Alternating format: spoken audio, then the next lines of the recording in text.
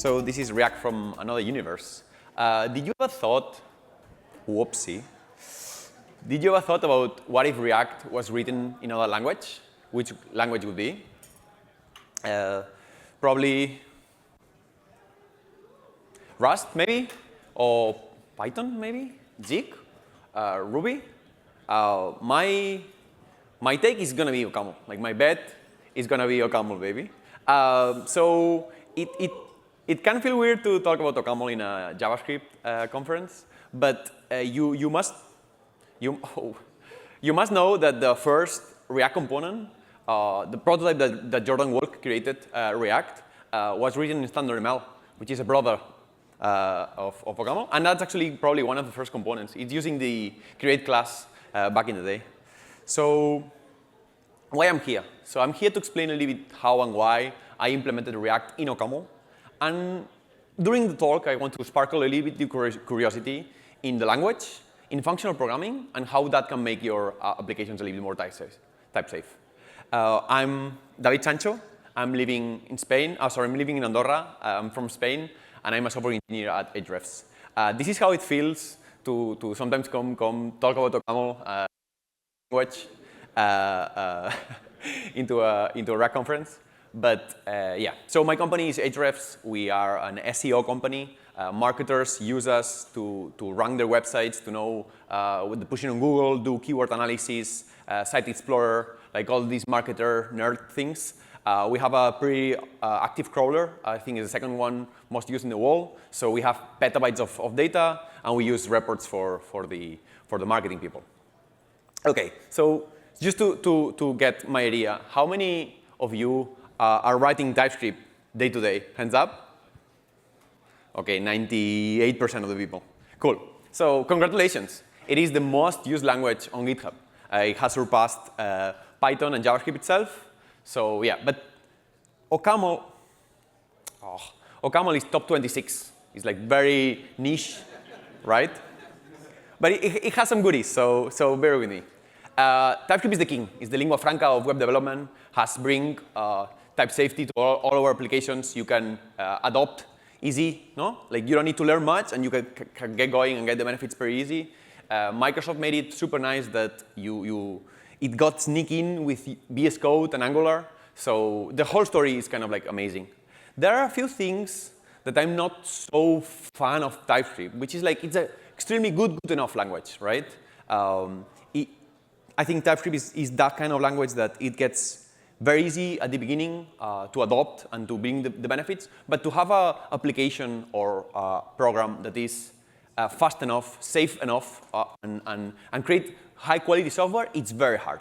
And that's something that I really don't like. And I think it's basically the unsoundness of TypeScript. These are the main actors of unsafety in your programs, which is mostly you go and say, no, compiler, trust me. Like, I have that. And usually those are the ones that they call you at night and they say the PagerDuty screams at you because you break something during the night. And so those are the responsible ones. So yeah, a type system is sound when once it type checks your program, it's for sure that it's not going to have any runtime error. And in this era, like runtime errors are insanely hard to get in the feedback loop of agents, of ourselves. So that's kind of like my enemy. And don't take my word for it. Like the author, or one of the maintainers of TypeScript has said in a conference, ICFP, super nice conference. I've been there, and I was watching it live. That said that TypeScript is not a type system designed to be sound. It's never designed to be sound.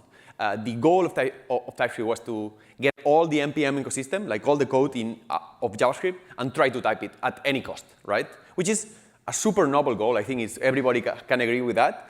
But I kept wondering, what if that's not me? You know, what if I can rethink a little bit the trade-off of a language? I think even though it's very well spread, what else? Like, what if we don't type everything? You know? So that's what I get into with OCaml. So a little bit of introduction, very from high level, is statically typed. So it is sound and has strong type inference. It's immutable by default. So it has this functional mentality. It's blazing fast because you compile to native code. As I said, it's functional, but it's not very dogmatic about it. So you can sneak when you need it out of the functional paradigm. And it's very nice because you can compile to native JavaScript and now WebAssembly. So you can literally write it once and run it anywhere. The community is great. I run the conference of OCaml, one of the industrial conferences in Europe, so that's quite nice, I guess. The tooling is getting better over the years. This was the last pain point, or the main pain point that people had when they try OCaml, so it's getting better. And big tech companies use us. Yeah. And what I said, what got me into actual OCaml was that there's a melange compiler that we maintain that takes OCaml and you can transpile it into JavaScript. And there's a perfectly nice story to integrate with React. So you can run any sort of React code, any sort of library. You can use that as well. So why OCaml? I think that's kind of like, OK, more or less you have a view what it is. So we like to think that we have the best type system, right? That is kind of like what we say of ourselves, that the echo chamber, I guess. And we like to think that we are super smart. Like we are like, oh, just enjoying our type system. Oh, super good, nice coffee, whatever. At least we're not Haskell, though. So like, there are worse languages. But yeah, it's just like another language, it's another tool. So no actually big deal. My friend Dylan said it perfectly, which is, I can't think of a decision that has made more positively impactful on my skills as a developer than properly learning OCaml and functional programming. It has made me a better engineer, even working in languages like TypeScript. And I cannot agree more. You know, like once you learn these fundamentals of these programming languages that are like ancient and contain like very good research, and they are still maintained, you get to apply to any sort of your day-to-day language, and you get to be a better engineer. And I think even though nobody knows what's going to happen, I guess, I certainly do not, I think learning those fundamentals are still super valuable. Cool, let's look at some code.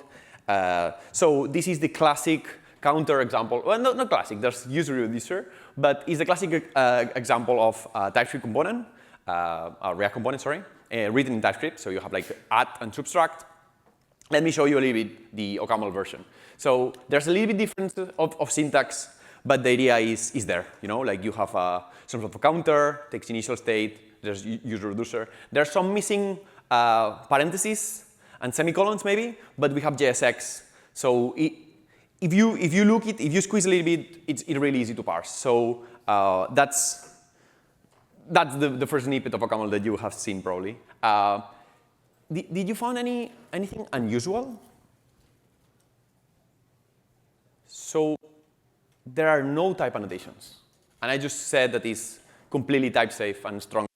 And that is because the type checker of OCaml doesn't need type annotations. So it can infer perfectly what each value is in this type. And I think it's one of the nice things about it. Like there's not a lot of noise. One of the reasons that I like OCaml is that it's very expressive. With very short amount of code, you can express a lot. And I think it tells a lot about the trade-offs of a language. So that's the JavaScript compilation, right? So when you take this counter component and you compile to JavaScript, you get a more or less readable output. It runs the JSX transformation for you, as you have in TypeScript. And it adds a little bit more things, but overall you could debug this at any time, at any point, which is very important because other languages that compile to JavaScript, they treat it as a black box, and that can be very, very scary. So that is the JavaScript compilation. What about the machine code? Like what's native, right? And more importantly, what does React in the server even mean, right? So React in the server has like a few things, but the first ones are server-side rendering. These are the classic function that you might have in your code base or in Next.js or in Astro or any sort of framework. As well, there's suspense, use, and cache that we have seen it across this conference. There's as well asynchronous components, so a component that can return the promise of JSX, and the classics, the two directives. Well, there's more, but the two directives for Server components, right? So once you implement all of these in OCaml, you get this library. That's the package that I've been working for the last 2 years. And it contains everything that you need to run React on the server. It changes a little bit the annotations. We don't have these directives from JavaScript, but it's just the different of the language. So we support client components, server components, and server functions. So it's all built in a single package. What is fun was that I could trade off many things myself because I'm owning both the library and the framework. So I could play around with both, and that's very, very interesting. So this is example. You don't need to actually get super deep into it. God damn it. So this is a synchronous component. So you can fetch the nodes from the database, and based on the nodes being an error, you can render a nice error. If it's empty, you can say, yep, it's empty, or you can actually render the nodes. So this is more or less an example. So every time that I presented this to someone, the first question that they ask is like, how is the speed? Is it super fast or no? So yeah, I benchmark it against the classic, what you would normally do with Tomban. And I'm happy to say that it's faster on CPU, it consumes less memory. I ran a few benchmarks around it, but when you plug it into a proper web framework, the performance adds up, right? It is not what the main driver of me creating this library to just be faster, but it unlocks possibilities that you cannot if your framework is very slow. The other thing that is actually very important is the safety. I think we have seen a few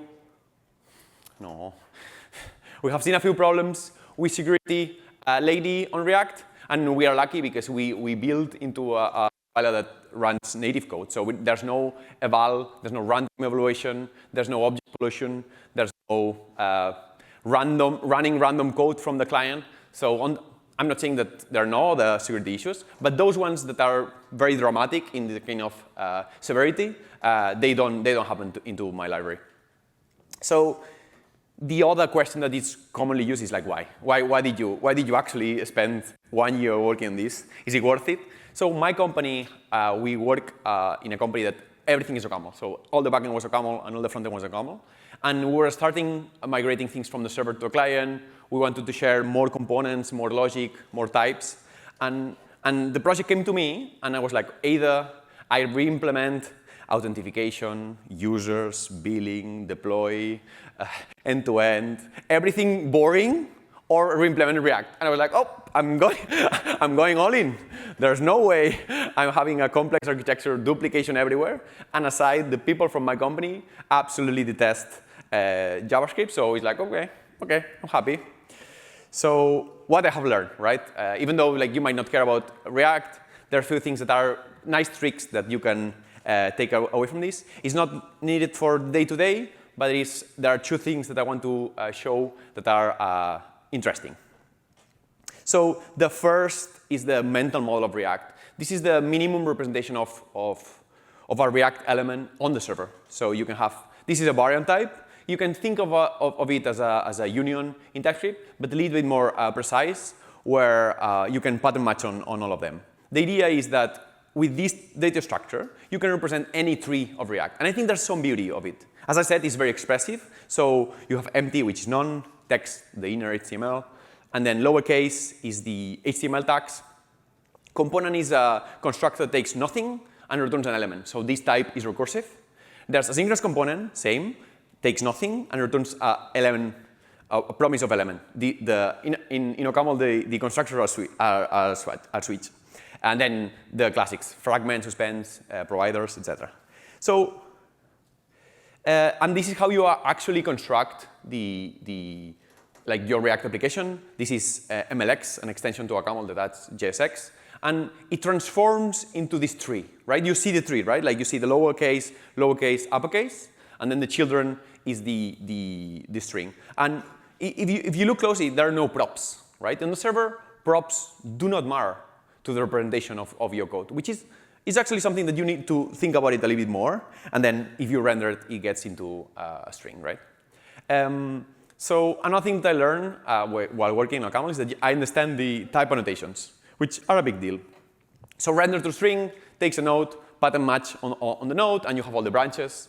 So just a summary, I implement it differently. I use a buffer, but just for the demo purposes. This is how you would implement it in a dummy way, but you iterate over the attributes, and you iterate over the children's, and then you plug everything together.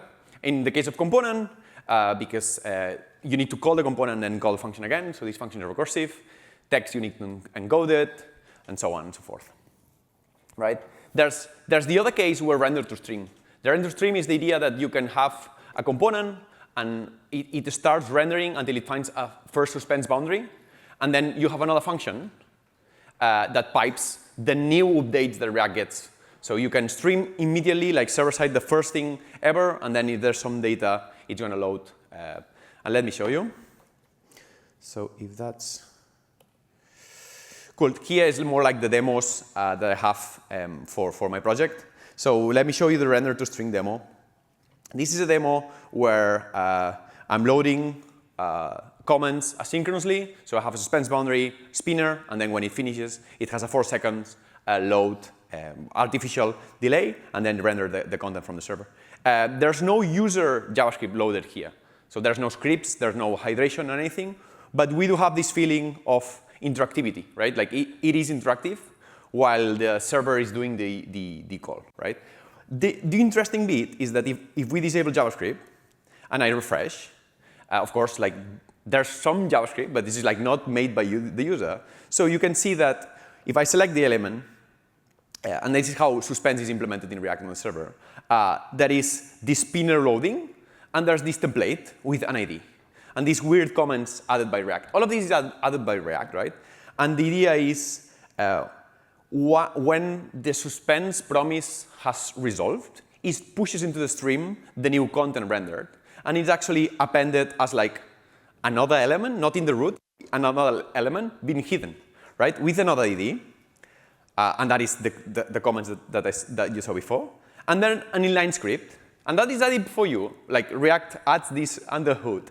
This is kind of like the complete source. I don't know exactly the name, but it's a way to replace the suspense boundary once one gets finished. So it defines a function, it calls itself Windows IDs. So when the JavaScript runs, so if I enable JavaScript back and I refresh, I need to wait 4 seconds.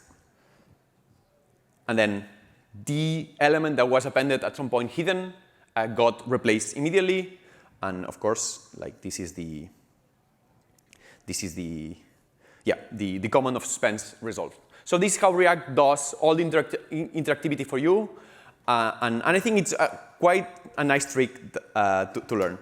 The other trick, and I don't know if I'm running out of time, but I want to do the demo. So this is a demo of several components. So you have nodes that you can click, edit, and expand.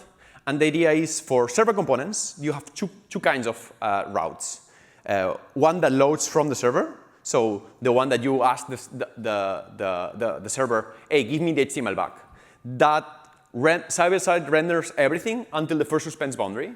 And then you can either navigate through clicking. So when I click around, that's asking for the server the new content. It's not asking for another HTML. So that's how routers as Next.js or Tanstack Query now can ask the server, hey, give me only the new content. Give me the diff, right? So the first load, you ask for HTML.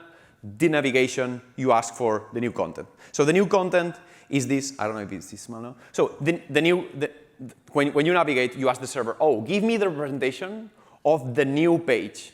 Actually, you can ask the server anything, actually. But you could ask for the entire page if you want. So give me everything on the server components payload. Or you can ask only the component that has changed, right? So only the part of the layout that is new. In this case, I only send that view. So that streams in.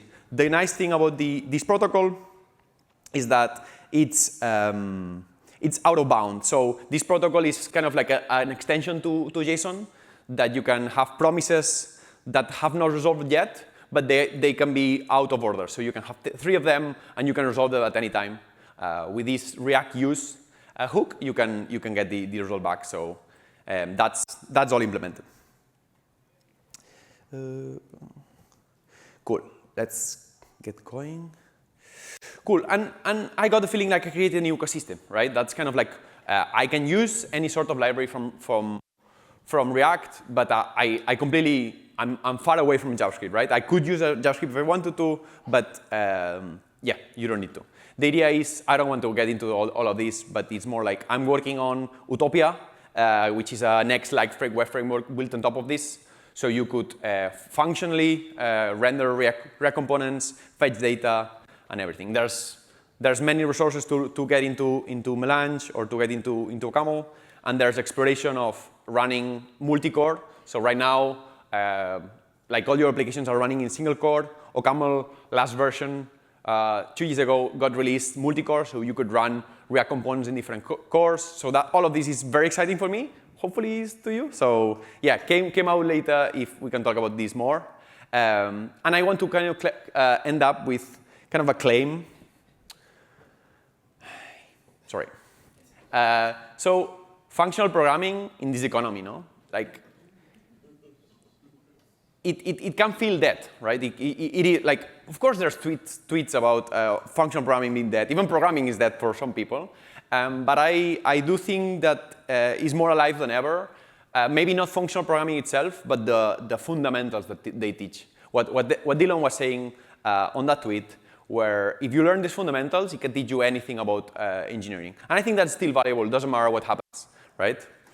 So my recommendations is go deeply into the fundamentals. Like those are how I understand how React internally does the suspense. I understand how the protocol works, how is the references, how you stream data, how HTML chunk works. Like all of this, you only learn if you get into these details. And I have this kind of a hot topic where the middle ground of engineering is either going up and you become a marketeer, designer, or whatever, or you go down. So you polish the tools, you understand these fundamentals, you understand what you are building on top. The second one is functional programming makes you a good dev, generally. And the last one is, yeah, you should probably migrate to FXTS. Like if you are discussing that with your team, just go for it. And if not, you can blame Dylan. When I was preparing this talk, everybody was saying, no, you need to get like a message across. So my message is that you can do full stack with OCaml. Thank you.